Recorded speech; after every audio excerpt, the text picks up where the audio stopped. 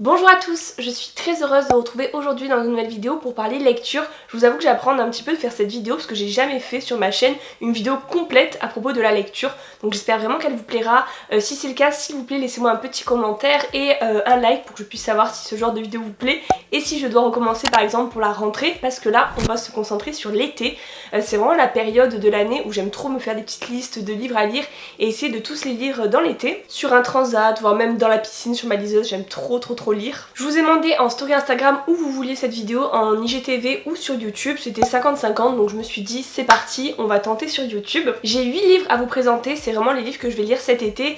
Ça peut paraître beaucoup ou pas beaucoup selon les personnes. L'année dernière je sais que j'avais lu 8 livres juste sur le mois de juillet, donc c'est pas beaucoup pour moi. Mais il y en a certains qui sont assez gros et cette année je lis un peu moins que l'année dernière, donc voilà pourquoi il y a 8 livres. Le but de cette vidéo c'est vraiment de vous faire découvrir des livres, vous donner envie de lire certains livres pour cet été. Vous dites-moi tout de suite en commentaire ce que vous avez prévu de lire cet été, quel est le livre qui va vous accompagner pendant vos vacances. Et pour info, vous ne verrez pas de livre papier dans cette vidéo parce que je lis absolument tout sur liseuse. J'aime trop la liseuse. Donc oui, ma miniature est mensongère, je suis désolée mais ça rendait mieux avec des livres.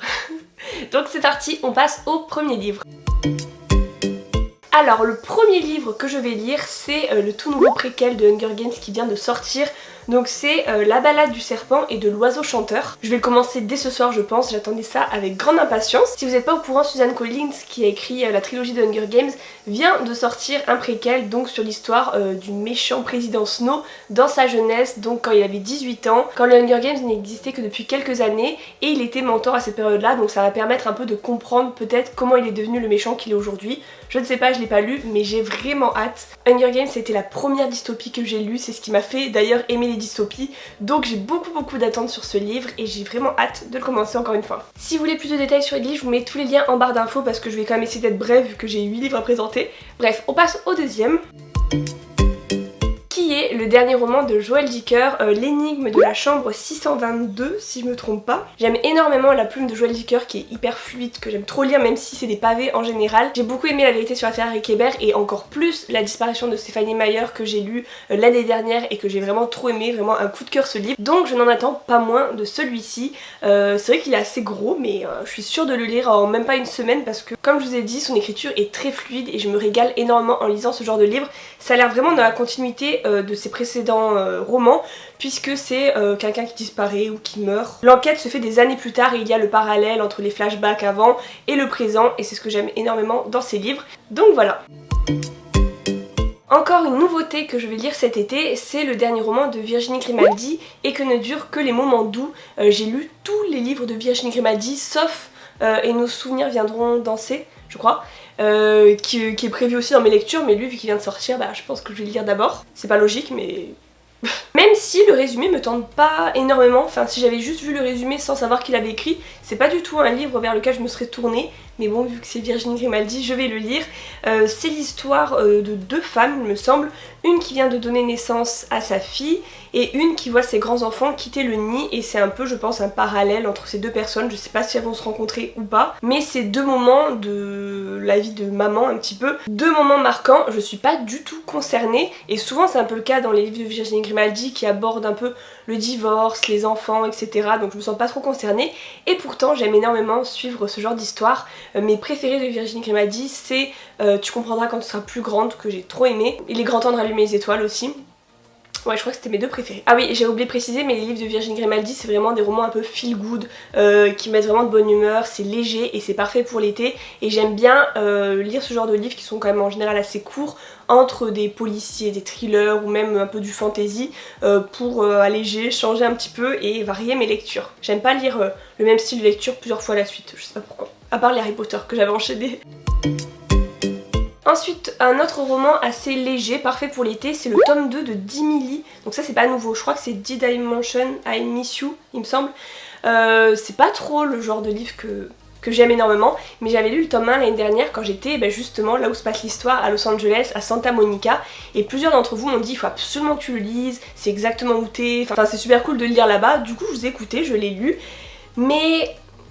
je m'étais un petit peu lassée de ce genre d'histoire avec un bad boy tatoué. Je pense que je l'ai pas lu forcément au bon moment parce que je venais de lire les 5 tomes de After plus les 2 de Ashes Falling for the Sky.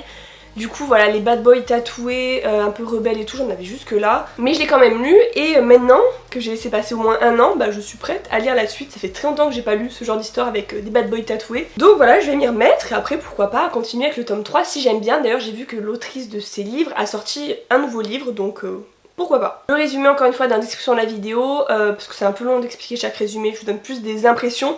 Mais en gros voilà, c'est une fille qui va vivre chez son père à Los Angeles de mémoire et son père s'est remarié avec une femme qui a un fils. Donc voilà, logiquement elle va avoir son demi-frère mais il n'y a aucun lien de sang et elle tombe un petit peu amoureuse de lui, vous en doutez, voilà, c'est un peu une romance. Autre livre qui me paraît parfait pour l'été, c'est La crêperie des petits miracles de Emily Blaine. J'ai déjà lu 2 romans de Emily Blaine que j'avais beaucoup aimé parce qu'ils sont, voilà, encore une fois très légers, c'est des romances où on s'attend à la fin mais on apprécie quand même de les lire, c'est un peu comme les films comédies romantiques. En général c'est le genre de livre que je lis en une fois, genre en une journée, en attendant l'aéroport ou dans l'avion, en voyageant, j'aime beaucoup ça. Donc celui-ci me tente encore plus parce que ça fait vraiment estival. C'est l'histoire de Adèle qui va quitter le grand restaurant dans lequel elle travaille à Paris pour aller s'installer à Saint-Malo chez sa grand-mère dans une crêperie. Et elle va rencontrer voilà, un homme puissant homme d'affaires, fraîchement divorcé, pour être son associé. Enfin je lis juste le résumé sur Babelio. Mais voilà, on se doute, hein, elle va s'installer là-bas, elle va vouloir rester là-bas, se mettre en couple avec cet homme. Mais je sais pas, voilà, j'aime beaucoup aussi la façon d'écrire d'Emily Blaine qui est très légère. Même si en général les personnages sont des gros clichés, mais j'ai envie de le lire. Quelque chose de moins léger, beaucoup moins, c'est le tome 3 de La Passe Miroir que j'ai aussi envie de lire. Je viens de finir le tome 2 hier. Vu que c'est un univers très complexe, avec beaucoup de personnages, je me dis qu'il faut pas que je fasse une pause de 1 an avant de lire le 3, sinon je vais être complètement paumée.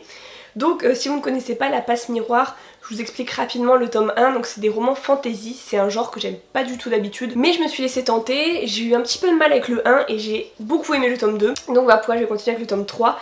Donc c'est l'histoire de Ophélie qui a donc des pouvoirs parce que c'est dans un univers avec des arches flottantes, enfin un monde qui ne ressemble pas du tout à notre et où chaque arche a des clans, des pouvoirs. Je vous fais un petit peu en gros le topo. Et Ophélie est sur l'arche d'Anima et a le pouvoir donc d'animer des objets. Donc par exemple son écharpe c'est une sorte d'animal à part entière qui va bouger, qui va l'aider et tout, enfin trop bizarre. Mais en plus d'animer les objets et de pouvoir en les touchant parce qu'elle est liseuse voir le passé de ces objets, elle peut également être passe-miroir comme indique le nom de la saga et traverser les miroirs. Et au début du tome 1 elle va être fiancée un peu de force parce que c'est un peu comme ça que se passent les mariages dans cet univers à Thorn qui vient du pôle, donc une autre arche complètement différente d'Anima, et donc elle va le suivre là-bas et c'est là que va commencer l'histoire et il va se passer énormément de choses. Comme je vous le dis, c'est un univers très complexe avec beaucoup de personnages. Le tome 1 est très descriptif pour planter le décor et c'est totalement normal et c'est pour ça que j'ai plus accroché avec le tome 2 et j'ai hâte de continuer cette aventure. C'est La Sirène et le Scaphandrier de Samuel Barbier qui était déjà dans ma pile à lire de l'été l'année dernière mais que j'ai pas lu parce que j'avais vraiment un niveau plus dur à atteindre que cette année, mais cette année je vais le lire. C'est un livre qui m'attire beaucoup, donc c'est l'histoire de Zach qui est un prisonnier en cellule à New York et de Anna qui habite à Londres mais qui elle aussi est enfermée, mais officiellement elle pourrait parce qu'elle c'est une phobie, elle veut pas sortir de chez elle et le psy de Anna va lui conseiller de s'inscrire à un programme pour correspondre avec des prisonniers et du coup c'est comme ça que ça va allier les deux personnages parce qu'ils vont s'écrire des lettres et je trouve ça vraiment génial comme concept. Après voilà, faut que je le lise mais l'histoire me tente beaucoup donc je vais lire ça cet été. En plus voilà, juste après le confinement et tout, enfin je trouve que c'est le moment de lire ce genre de livre. Je venais de finir de filmer cette vidéo mais un livre dont j'ai totalement oublié de vous parler, j'en ai présenté que 7 puisque le dernier était en papier. Je l'avais acheté en novembre ou en décembre, donc vous l'avez peut-être déjà vu sur Instagram, donc vous devez être très étonnés que je ne l'ai pas encore lu. J'ai tellement envie de le lire que j'ai pas envie de le finir et j'ai peur d'être déçue et vraiment plein de choses à la fois qui font que je l'ai pas encore lu et surtout je préfère lire sur liseuse puisque comme je vous ai dit, je lis dans les transports, je lis même dans la piscine, je lis vraiment partout. Même le soir et dans le noir, donc le livre papier c'est pas possible. Donc voilà pourquoi je l'ai toujours pas lu, mais là faut que je me dépêche puisque vu que je vais déménager à l'étranger d'ici 2 mois maxi, et je vais pas pouvoir l'emmener avec moi, donc faut que je lise. C'est Profondeur de l'océan de Liz Braswell. Donc c'est une alternative à la fin du dessin animé La Petite Sirène qui est mon Disney préféré. Donc dans le cas où Ariel n'arrive pas à se défaire du marché avec Ursula. Et donc 5 ans plus tard, Ursula toujours déguisée règne sur le royaume du prince Eric. Et ouais, vraiment, La Petite Sirène, ça me tient tellement à cœur que je sais pas, je l'ai pas encore lu. Mais cette fois-ci, c'est la bonne. Et il y a plein d'autres livres de la collection de Lisa Braswell. Il y a également une alternative à La Reine des Neiges, à Aladdin, enfin plein de livres. Et je trouve ça sympa d'avoir fait une alternative moins joyeuse, moins évidente, plus réaliste, enfin ou pas. Donc voilà, je vais le lire, n'hésitez pas à me dire si vous connaissez ces livres et si vous en avez déjà lu et s'il est bien. Mais sans spoiler s'il vous plaît. Voilà, je vous ai tout présenté, je suis pas très douée pour vous présenter les résumés, les maisons d'édition, blablabla. Je vous mets les liens dans la description de la vidéo pour retrouver facilement les livres dont j'ai parlé. J'espère vraiment que je vous ai tenté avec au moins 1 ou 2 livres, que cette vidéo vous a plu, que je vous en ai peut-être fait découvrir, même si c'est pas des petits romans que personne ne connaît.